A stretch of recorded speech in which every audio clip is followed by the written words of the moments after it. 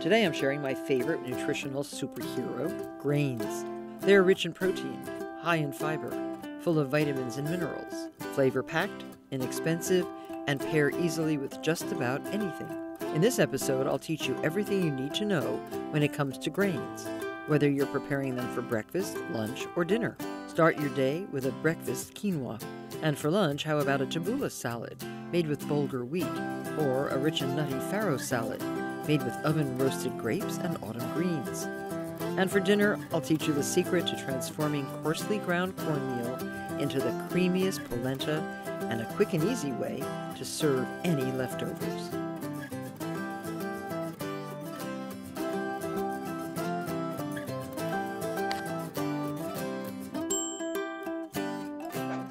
In front of me are some of my favorite grains, and grains are classified as the seeds of edible grasses. They are extremely healthy, and they nourish more people in the world than any other food. They can be incorporated into salads, into soups, into baked goods, and even breakfast cereals. And with so many grains available, I thought I'd share some of my favorites with you.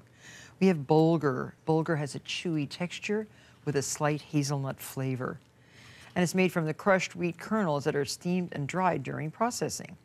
And this is farro. It has a dense, chewy structure and a rich, nutty flavor. It's an ancient cereal grain belonging to the wheat family, and it's also known as emmer wheat. Millet is a staple for almost 1/3 of the world's population. Millet is an ancient grain eaten as a cooked cereal, in bread, or in place of rice. And it's mostly used in China, Africa, India, Nigeria, in curries, stews, and in stuffings. Pearl barley dates back to the Stone Age and is one of the oldest cultivated cereals. And pearl barley is a polished form of barley with the hull and the bran removed. It has a chewy texture and a slightly sweet flavor. This is yellow polenta. It's also known as cornmeal, and it's made from dried corn ground into various degrees of fineness. It is boiled with water to make a porridge known as soft polenta, and it comes in yellow and in white. White polenta is also known as hominy grits, and it's made from hominy, which is the dried corn kernel with the hull and the germ removed, and then it's coarsely ground into meal. And it's oftentimes served as a cereal or a side dish, and it can be cooked with water or milk. Spelt is an ancient variety of wheat whose brown, small grains can be cooked like rice or ground into flour for baking. It has a somewhat nutty flavor, and it's rather mild. Wheat berries are whole, unprocessed kernels of wheat. They can be served as a hot cereal, in a pilaf, or added to bread. And these are 3 different kinds of quinoa: a black quinoa, red quinoa, or white quinoa. It's a small bead-shaped seed with white or red or black kernels, as you can see, and it is very high in protein and commonly eaten in Colombia, Argentina, and Chile. And this is buckwheat. It's commonly thought of as a cereal, but it's actually a seed. And the seeds are actually the fruits of an annual herbaceous plant related to rhubarb that was cultivated in China. It was brought to Russia, where it has become their staple food. And what's really interesting about these grains is that they are nutritional staples that for much of the world provide the largest share of calories and nutrients. And today I'm going to take several of these grains and turn them into wonderful recipes.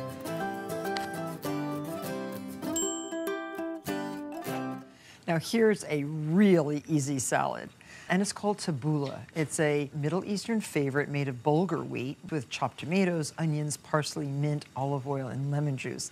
And it is a healthy and simple salad to make. So to start, you plump the tabbouleh.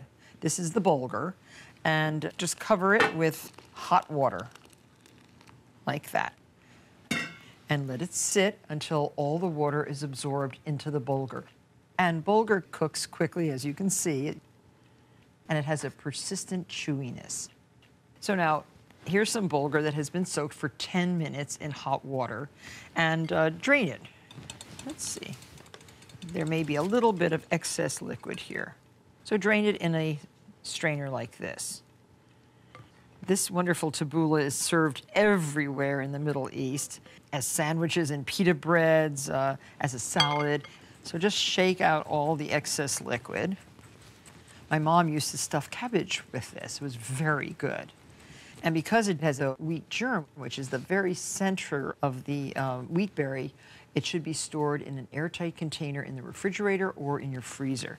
So there, we've gotten that little tiny bit of moisture out. This can now be put into a big mixing bowl in which we're going to toss our salad. Now, it's the preparation, really, of all the other ingredients that might actually take a little bit of time. 10 minutes to plump the bulgur, and then maybe a few minutes to chop 2 medium tomatoes. You can seed the tomatoes if you like, and just chop them into 1/4-inch pieces. Now already, doesn't that look pretty? Cucumber, 1 long cucumber, seeds removed. This is a crunchy, delicious, flavorful salad. It's so amazing. 1 cup of scallions, the green and white part of the scallions, and again, finely, finely chopped. Smelling fresher and fresher. Oh, and this, you have to have at least 1 cup of parsley. Seems like a lot, but actually I don't think you can have enough parsley in a salad like this. And mint, 1/2 cup of chopped mint. Fresh, beautiful mint. There's lots of different kinds of mint, so some of them are way too strong for salads. So taste the mint. I think the spearmint is a lot better than the strong, strong peppermint. And now don't put any of these things in the food processor. This should be a hand-chopped salad. It will look better, it will taste better. I think that's fine enough. Get that right in. And now for the lemon juice. Add the juice of 2 lemons. These are giant lemons. I should probably be having a larger squeezer. The lemon juice keeps all the herbs and tomatoes as fresh as can be. And now add 1/3 cup of very tasty olive oil.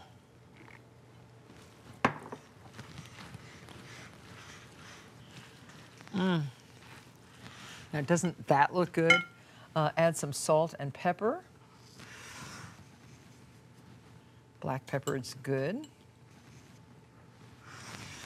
And in a matter of minutes, you have a wonderful fresh salad, beautiful, shiny, glistening, and very tasty. It's very delicious.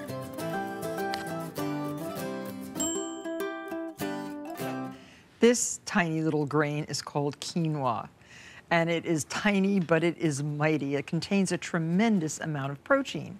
It's considered a complete protein because it contains all 8 essential amino acids. And it's also higher in unsaturated fats and lower in carbohydrates than most other grains. While many times it's served in savory side dishes, quinoa makes a wonderful hot breakfast cereal. And I thought I'd show you how to use it. This is white quinoa. And the first thing to do is wash the grains. Just run some cold water on the grains and put it in a strainer. The seeds are covered with a layer of saponin, which is a bitter soapy resin that forms a lather on contact with water, and it should be washed off. This is to keep insects away from the grain itself. And these are actually the fruit of a plant that belongs to the same family as beets, chard, and spinach. So here we have the quinoa, all rinsed, and now we can start making our wonderful cereal. 2 cups of milk, which we're going to bring to a boil. Milk comes to a boil rather rapidly, and we're going to add the quinoa to the boiling milk. And we should also have, for the cereal, brown sugar, cinnamon, and some fruit, whichever fruit you want to use, like blueberries, raspberries. Okay, it's just coming to a boil. And we're going to add the quinoa to the milk. This is going to expand to 4 times the original volume. So make sure you have a large enough pot. Stir it in well. And another very nice feature about quinoa is that it is gluten-free. So with so many people suffering from gluten intolerance, this is a great source, not only of protein, but also of magnesium, iron, and potassium. So turn this down to a simmer and cook until the quinoa is thick and plump. After 10 minutes, add 1 tablespoon of brown sugar and a little bit of cinnamon to taste. Oh, about 1/8 of a teaspoon. Quinoa is relatively new to the American market, but it was a favorite grain of the ancient Incas who used it for hundreds and hundreds of years. Now simmer that 8 minutes longer. So now 18 minutes are up, the quinoa is done, and you can serve it. What a very healthy and delicious breakfast. If it's a little thick, you can add a little bit more milk, even heavy cream. But this is a gluten-free breakfast that everyone in your family will enjoy. A little bit more milk.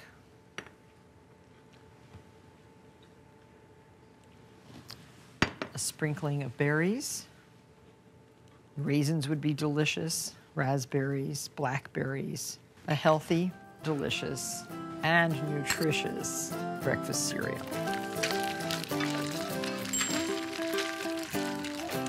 Now this is yellow polenta, which is a staple of northern Italian cooking. And it's coarsely ground cornmeal that's very slowly cooked on top of the stove. And the cooking method, I think, is pretty similar to risotto, with frequent stirrings and incremental additions of liquid. And it can be used immediately, or it can be allowed to set and cut into shapes, which can then be sautéed or grilled or baked. So I'm going to show you both ways. But first we're going to cook the polenta.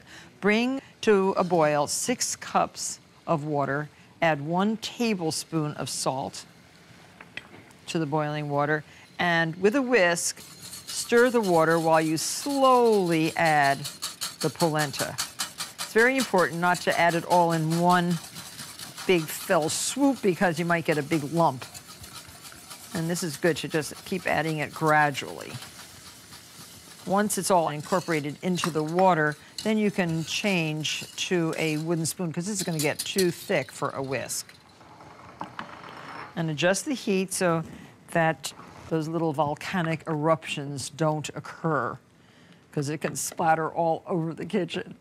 And water is the most common liquid to cook polenta in. But for a richer, more flavorful polenta, replace all or some of the water with chicken stock or vegetable stock. For a creamier consistency, substitute half the water with milk, preferably whole milk. Very nice. Don't let it get too thick before you start to add a ladle of water. Add boiling water and continue to stir. And for the most flavorful polenta, choose stone ground cornmeal. It includes fragments of the germ, which is the center of the corn kernel, and also the seed coat. So have patience, add the water slowly, and make sure you adjust the heat so that it is simmering but not erupting. This is something you do not walk away from, so be prepared to spend about 45 minutes at the stove. It's not necessary to stir it constantly, but just frequently. Now it's been 45 minutes. Look how thick and beautiful. Turn off the heat and add 2 tablespoons of butter right into the hot polenta. This just adds that little bit of flavor that makes the polenta utterly delicious. Okay, so now add a little bit of pepper. I'm going to add white pepper to my polenta. Stir it in, and it's ready to serve. Now, it can be served like a cereal in bowls, or it can be served as a side dish. This looks so good. Isn't that yummy? Grate a little bit of Parmesan cheese over the top, and you have a really tasty side dish. Very delicious and nutritious.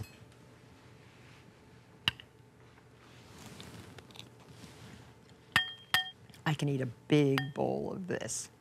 So serve it soft as soon as it's ready. It will thicken as it cools.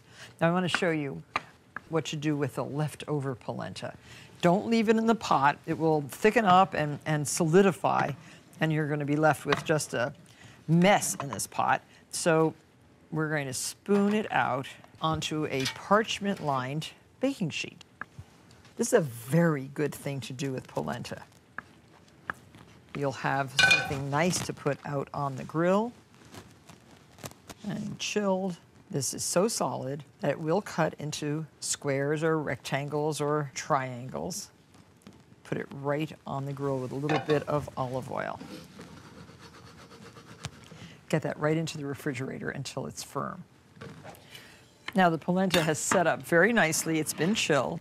Now invert this right onto a board, cutting board. And that's what it looks like. Take the paper off. Don't forget. And I'm heating a little bit of olive oil in a nonstick pan. And you can cut this into 4-inch squares this way, and then this way in half, and then cut the halves into triangles. Heat these. It's very tasty. Ah. And you want to brown it a little bit on both sides in your skillet.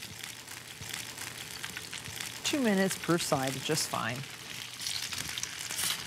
And once it's heated through and a little crispy brown, arrange it neatly on a plate. Top with a little bit of fresh ricotta. This is homemade ricotta. It is so delicious. And some oven roasted tomatoes. On the stem, I love these. Drizzled with a little bit of balsamic vinegar and a little fleur de sel. And if you like, a little drizzling of balsamic vinegar and oil. Enjoy.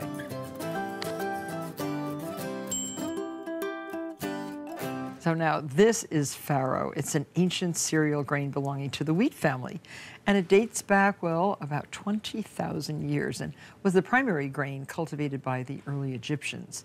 And it has a rich, nutty flavor, and it can be used in salads, soups, stews. And because it has low gluten content, it's often favored by people who can't eat wheat. I'd like to share with you a salad using farro and oven-roasted grapes, which you will find utterly delicious. So first things first, 8 ounces of farro and water to cover.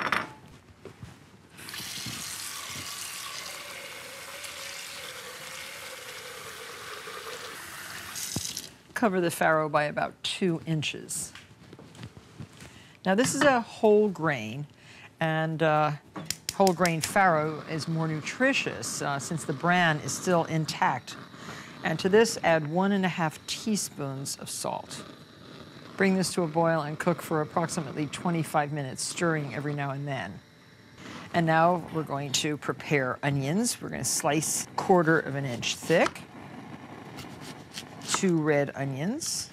If you have a nice sharp knife, this is not a difficult task.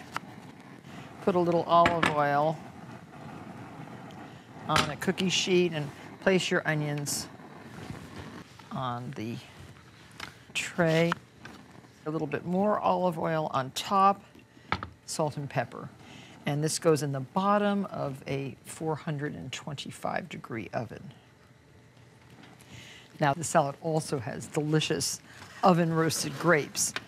Again, some olive oil. And we're going to use 1.5 pounds of grapes. Oh, I still have a few more here. No stems, just the grapes themselves.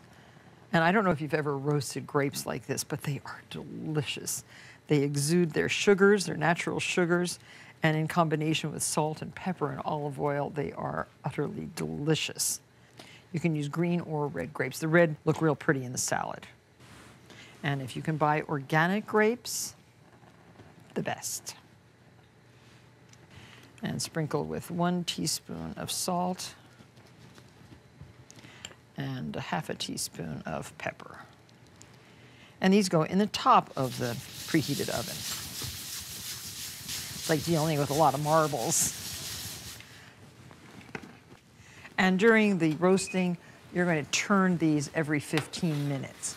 And they're going to stay in the oven for about 45 minutes. Now the farro has cooked. Look how plump it is. So this goes into a strainer in your sink. And really drain it well. So beautiful. And add 1 tablespoon of salt. Sounds like a lot, but it needs it.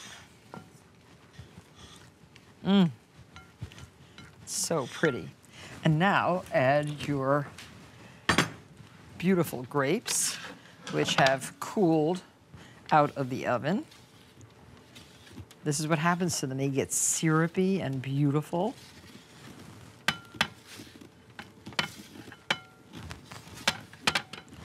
And they are just so delicious. Wait till you taste them. Like candy, savory candy. And get all the juices too. You could probably use sour cherries. And we have our onion. Look how gorgeous they look. Just perfectly cooked. And just put those 2 into the salad.